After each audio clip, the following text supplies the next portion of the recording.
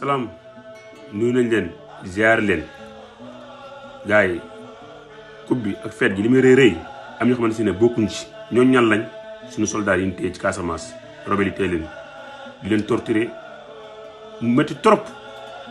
benn rek dafa ëpp waxuma nag juróom-ñaari nit ñu téye leen boobu ba léegi depuis le 24 janvier ba léegi yàgg na président Macky Sall waxal ci loolu nu mu gën a gaawee gars yi seen ay mbokk seen ay jabar seen ay doom ñu ngi fi ne ko métti gars yi lii métti na trop da ci ñëpp wax jaajëf ñoom ñu la ñuy xeexal ñu bàyyi leen xel